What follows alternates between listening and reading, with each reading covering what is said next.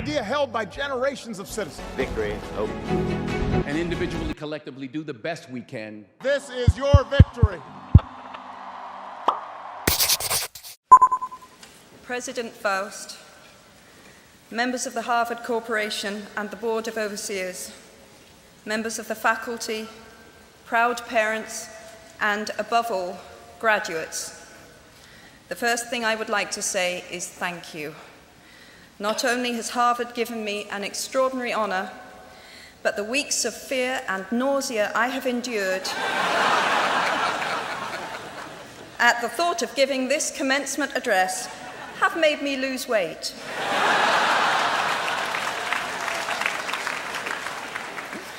A win-win situation. Now all I have to do is take deep breaths, squint at the red banners, and convince myself that I am at the world's largest Gryffindor reunion.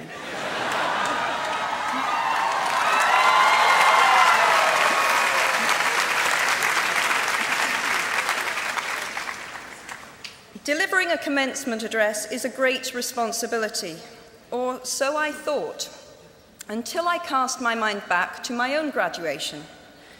The commencement speaker that day was the distinguished British philosopher, Baroness Mary Warnock. Reflecting on her speech has helped me enormously in writing this one, because it turns out that I can't remember a single word she said.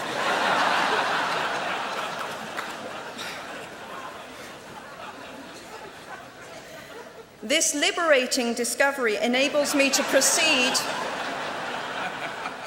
without any fear that I might inadvertently influence you to abandon promising careers in business, the law, or politics for the giddy delights of becoming a gay wizard.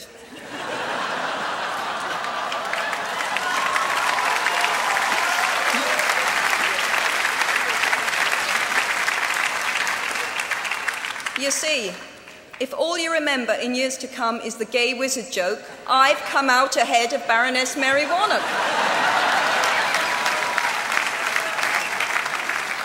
Achievable goals, the first step to self-improvement.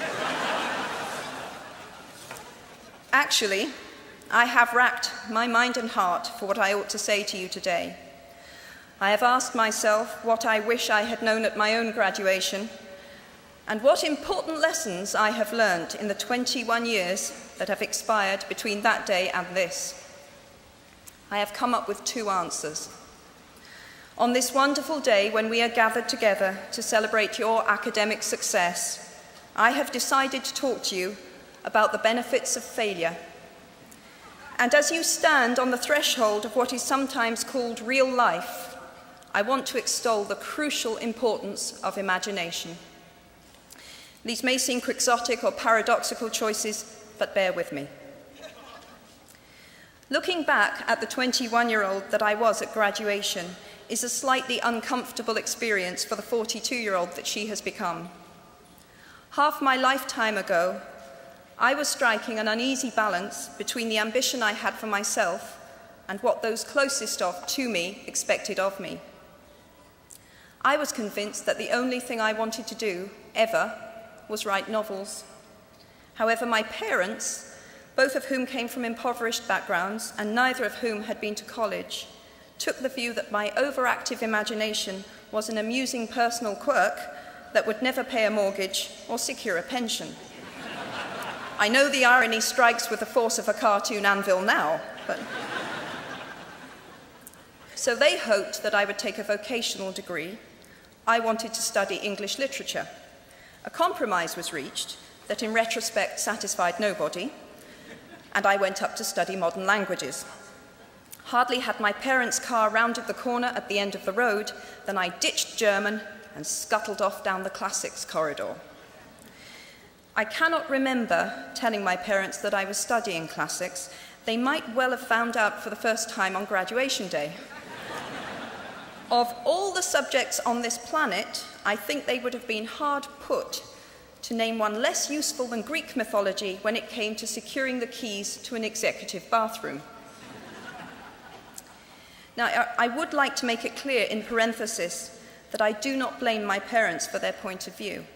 There is an expiry date on blaming your parents for steering you in the wrong direction.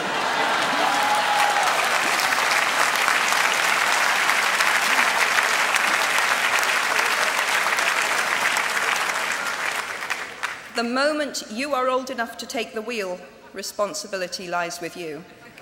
What is more, I cannot criticize my parents for hoping that I would never experience poverty. They had been poor themselves, and I have since been poor, and I quite agree with them that it is not an ennobling experience. Poverty entails fear and stress, and sometimes depression. It means 1,000 petty humiliations and hardships. Climbing out of poverty by your own efforts, that is something on which to pride yourself, but poverty itself is romanticized only by fools. What I feared most for myself at your age was not poverty, but failure. At your age, in spite of a distinct lack of motivation at university, where I had spent far too long in the coffee bar writing stories and far too little time at lectures, I had a knack for passing examinations, and that, for years, had been the measure of success in my life and that of my peers. Now, I am not dull enough to suppose that because you are young, gifted, and well-educated, you have never known heartbreak, hardship, or heartache. Talent and intelligence never yet inoculated anyone against the caprice of the fates, and I do not for a moment suppose that everyone here has enjoyed an existence of unruffled privilege and contentment. However, the fact that you are graduating from Harvard suggests that you are not very well acquainted with failure. You might be driven by a fear of failure quite as much as a desire for success. Indeed, your conception of failure might not be too far removed from the average person's idea of success. So high have you already flown. Ultimately, we all have to decide for ourselves what constitutes failure. But the world is quite eager to give you a set of criteria if you let it. So I think it fair to say that by any conventional measure, a mere 7 years after my graduation day, I had failed on an epic scale. An exceptionally short-lived marriage had imploded, and I was jobless, a lone parent, and as poor as it is possible to be in modern Britain without being homeless. The fears that my parents had had for me and that I had had for myself had both come to pass. And by every usual standard, I was the biggest failure I knew. Now, I'm not going to stand here and tell you that failure is fun. That period of my life was a dark one, and I had no idea that there was going to be what the press has since represented as a kind of fairy tale resolution.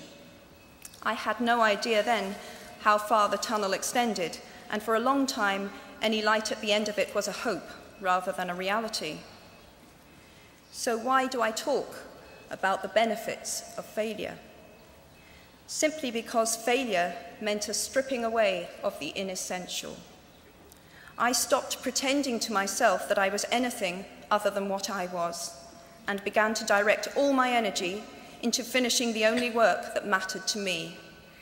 Had I really succeeded at anything else, I might never have found the determination to succeed in the one arena where I believed I truly belonged. I was set free because my greatest fear had been realized, and I was still alive, and I still had a daughter whom I adored, and I had an old typewriter and a big idea.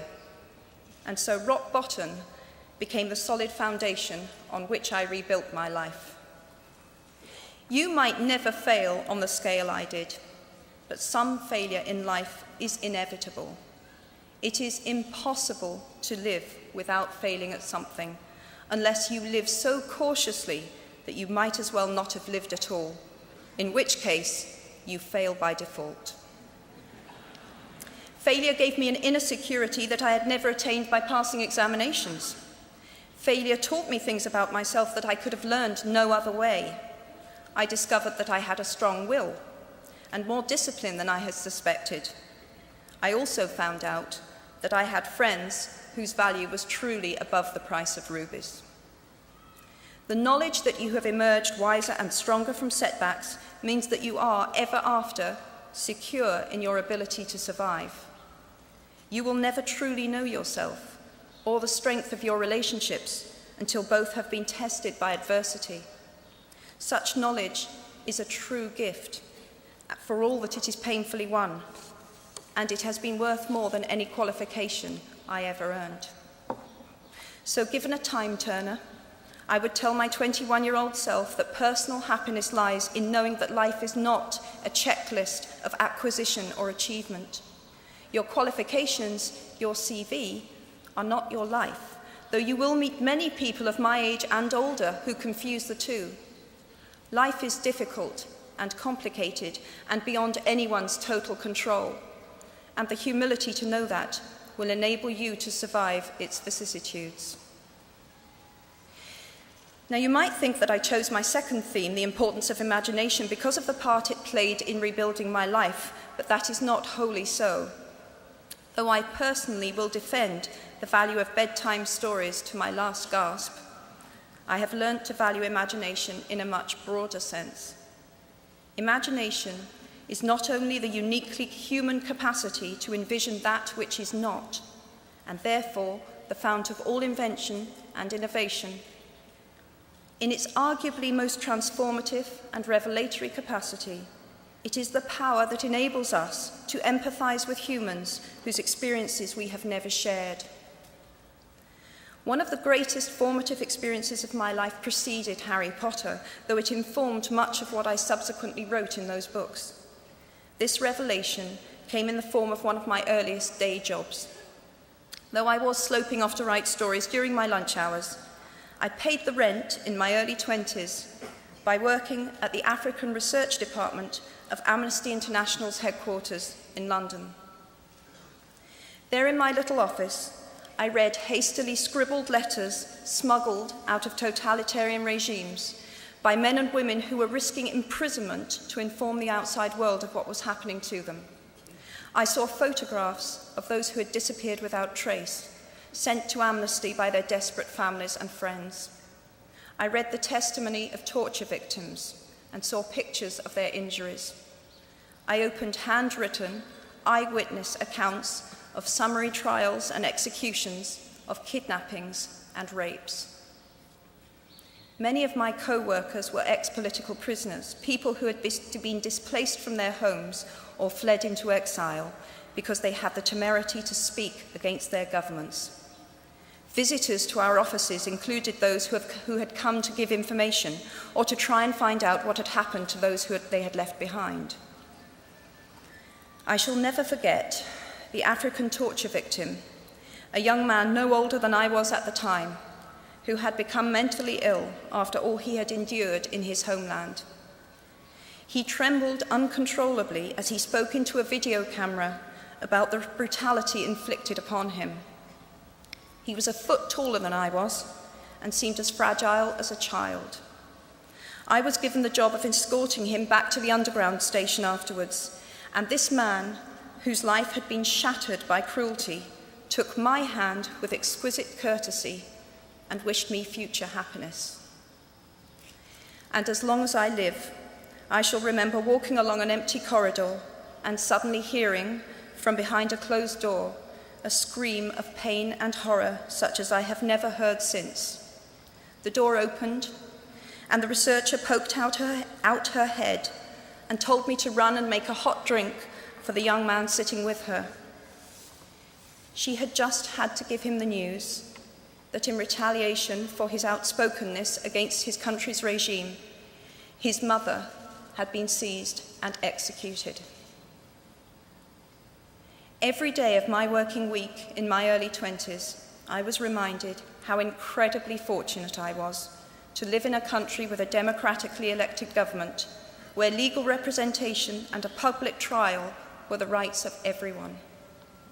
Every day, I saw more evidence about the evils humankind will inflict on their fellow humans to gain or maintain power. I began to have nightmares, literal nightmares, about some of the things I saw, heard, and read.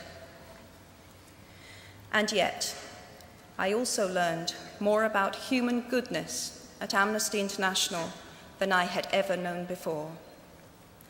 Amnesty mobilizes thousands of people who have never been tortured or imprisoned for their beliefs to act on behalf of those who have. The power of human empathy leading to collective action saves lives and frees prisoners.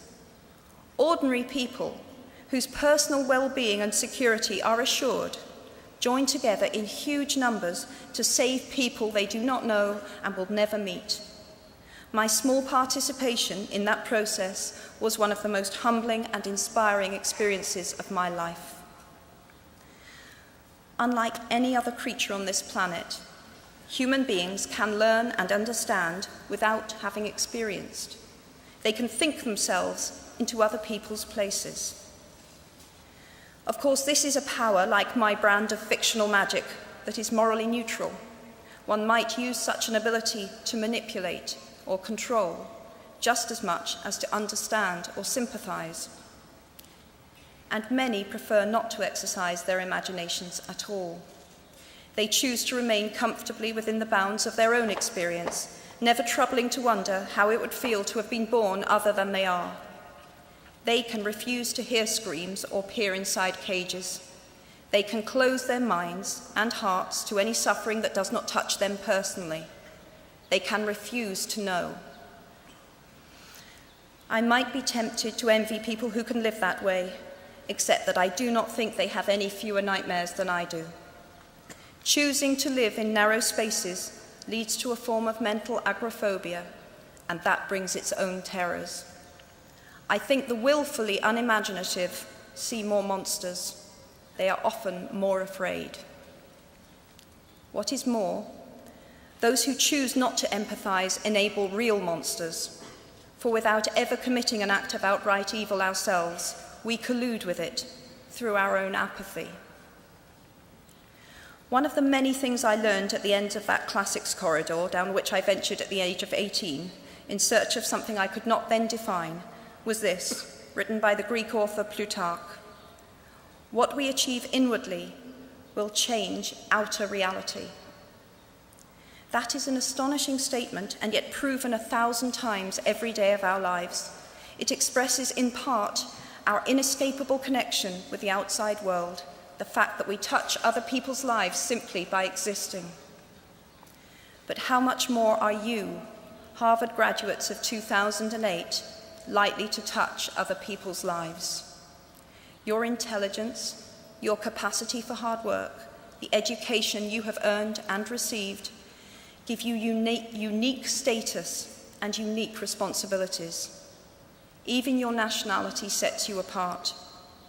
The great majority of you belong to the world's only remaining superpower.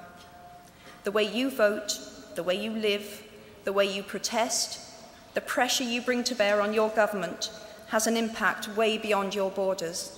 That is your privilege and your burden. If you choose to use your status and influence to raise your voice on behalf of those who have no voice, if you choose to identify not only with the powerful but with the powerless, if you retain the ability to imagine yourself into the lives of those who do not have your advantages, then it will not only be your proud families who celebrate your existence, but thousands and millions of people whose reality you have helped change. We do not need magic to transform our world. We carry all the power we need inside ourselves already. We have the power to imagine better. I am nearly finished. I have one last hope for you, which is something that I already had at 21. The friends with whom I sat on graduation day have been my friends for life. They are my children's godparents, the people to whom I've been able to turn in times of real trouble, people who have been kind enough not to sue me when I took their names for Death Eaters.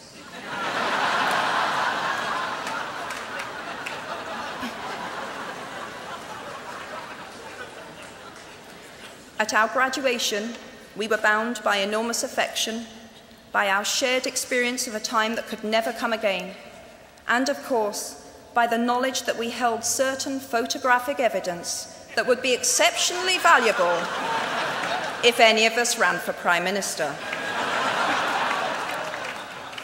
So today, I wish you nothing better than similar friendships.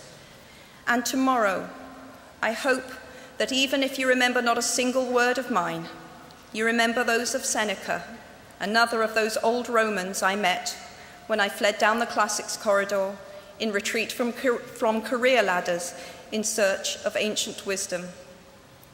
As is a tale, so is life. Not how long it is, but how good it is what matters. I wish you all very good lives. Thank you very much.